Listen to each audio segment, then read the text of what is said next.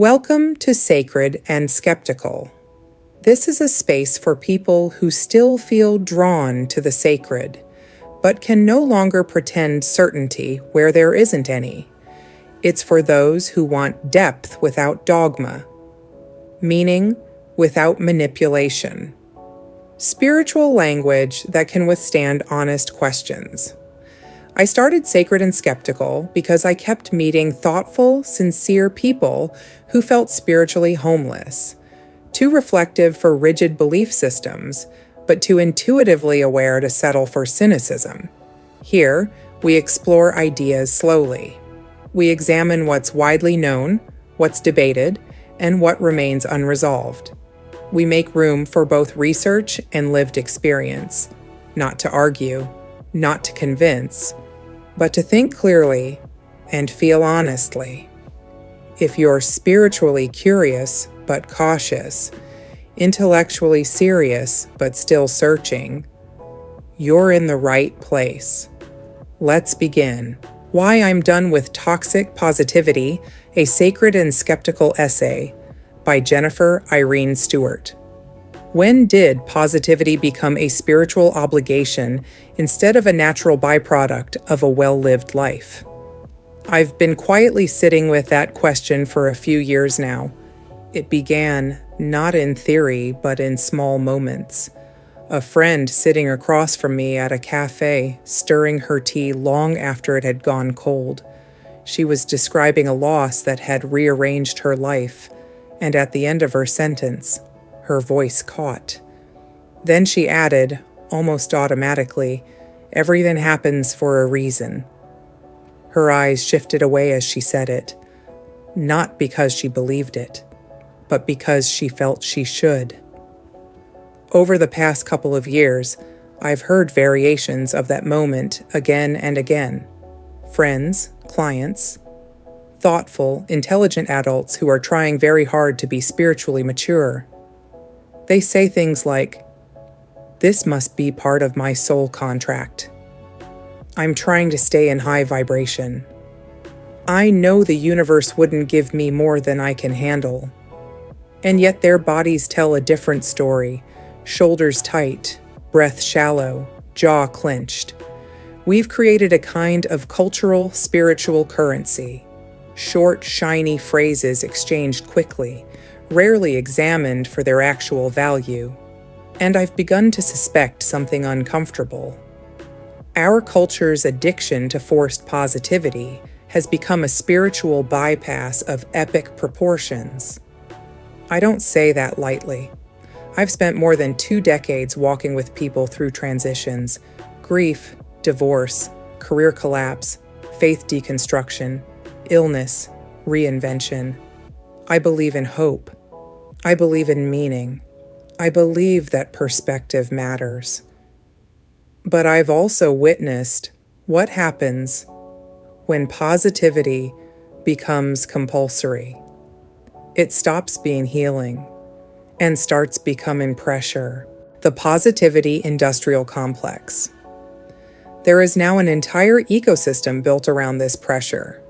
Books promising you can manifest anything. Influencers selling morning routines as if they're moral achievements. Workshops that imply anxiety is simply a mindset error. The self-improvement industry is worth billions. And while much of it offers genuinely helpful tools, it also subtly communicates something else. If you are still struggling, you must be doing it wrong. If you are thinking correctly, vibrating correctly, aligning correctly, this wouldn't be happening. It's a seductive message because it gives us a sense of control. Research in psychology consistently shows that humans are deeply uncomfortable with uncertainty. We prefer a story, even a flawed one, over randomness. If everything happens for a reason, then chaos is tamed.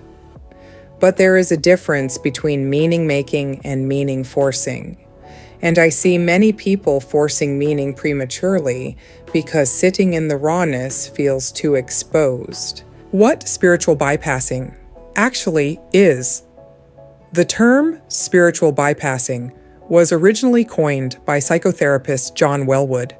He described it as using spiritual ideas or practices to avoid unresolved emotional issues, not consciously, not maliciously, but effectively. Instead of grieving, we quote scripture. Instead of feeling anger, we talk about forgiveness. Instead of admitting fear, we call it lack of alignment. It looks mature. It sounds evolved. But inside, something remains unintegrated. Contemplative traditions have long understood that avoiding suffering does not liberate us from it. In Buddhism, suffering, dukkha, is not denied. It is examined. The Buddha did not bypass his discomfort. He turned toward it. In Christian mysticism, the dark night of the soul is not pathology. It is part of the path. Even modern trauma research supports this ancient insight. Emotional suppression does not eliminate emotion. It often intensifies physiological stress responses. Studies on affect labeling, simply naming a feeling, show that acknowledging emotions actually reduces amygdala activation. In other words, when we let ourselves feel, the nervous system begins to settle. Avoidance, on the other hand, keeps the body in quiet alarm. And yet culturally, we reward the person who smiles through the storm. The spiritual perfectionism trap. I see this most clearly in what I call spiritual perfectionism. The exhausted mother who believes she's failing at mindfulness because she can't remain serene during her toddler's meltdown. The grieving widow who forces gratitude journaling through tears because her community insists gratitude accelerates healing.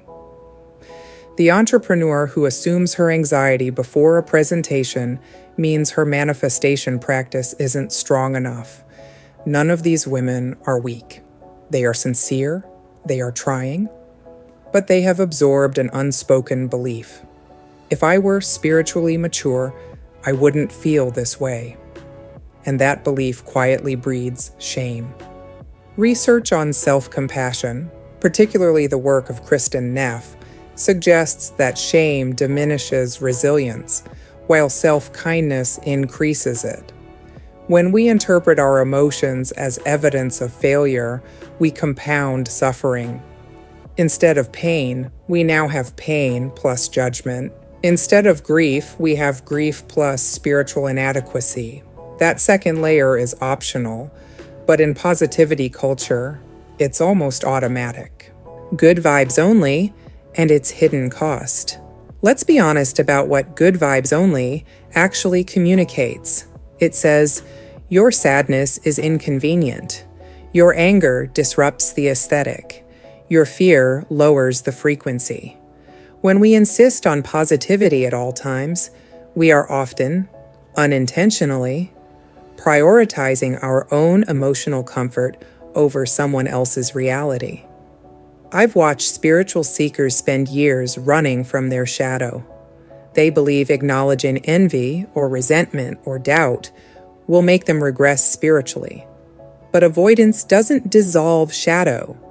It drives it underground. Psychology has a well-established concept called the rebound effect. When we try not to think or feel something, it often returns more forcefully. The more we insist on positivity, the more intrusive our unprocessed emotions can become. So we double down. More affirmations, more vision boards, more declarations. Meanwhile, the nervous system remains tense. When positivity becomes product, there's another layer here. Positivity has become marketable. High vibration is easier to sell than grief literacy.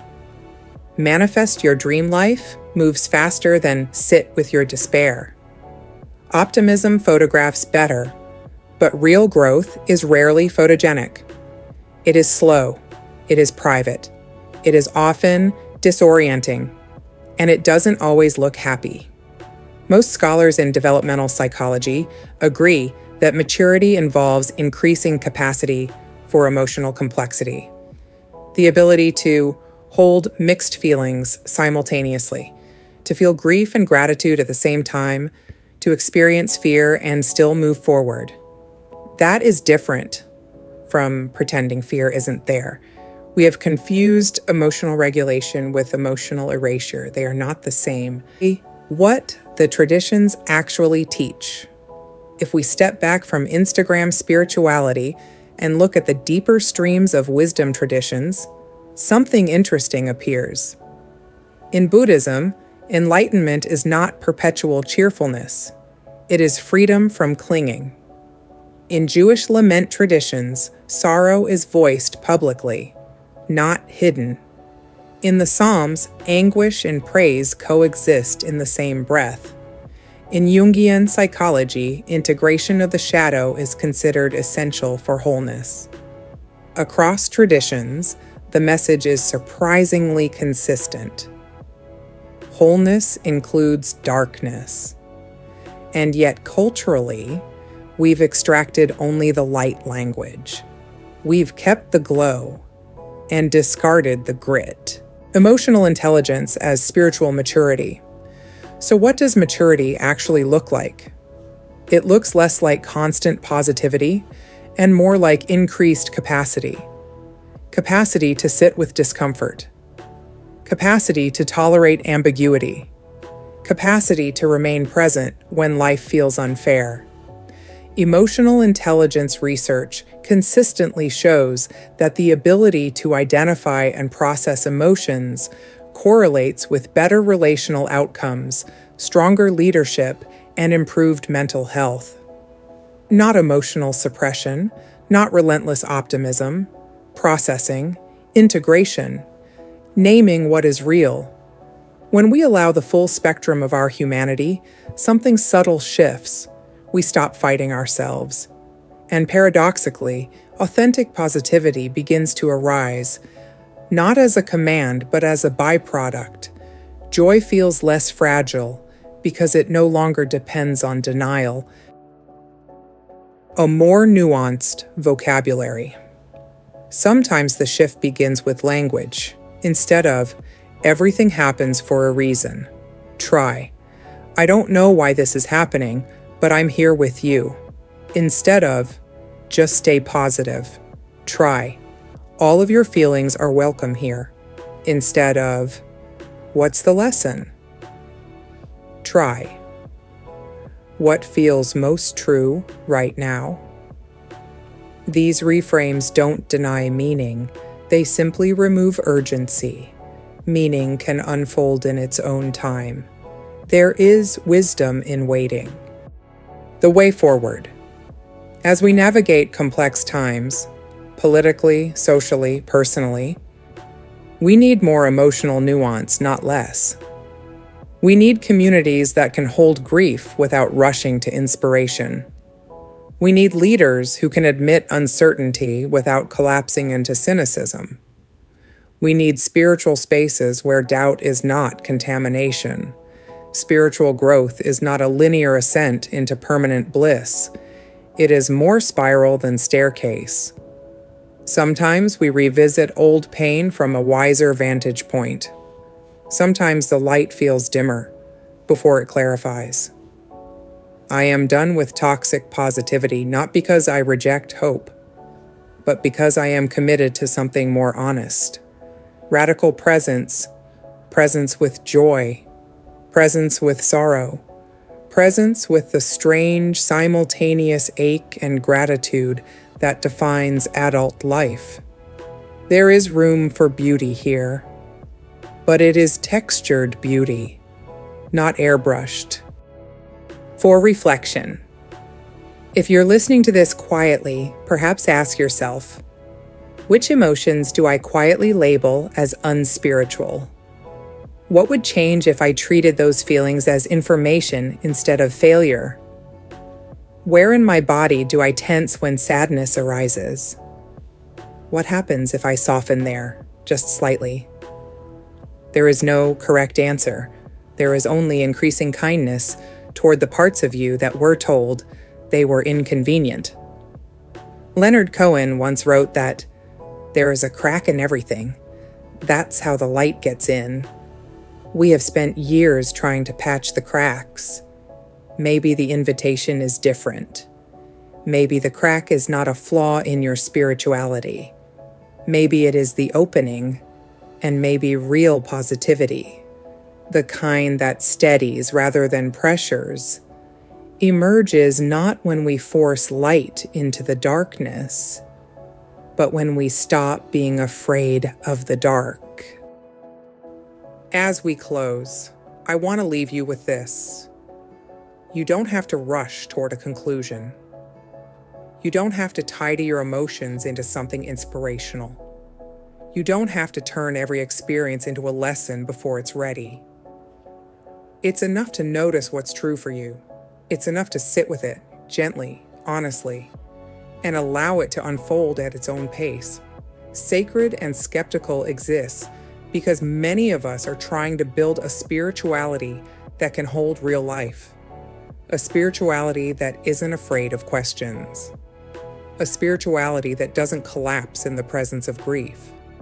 A spirituality that respects both research and lived experience.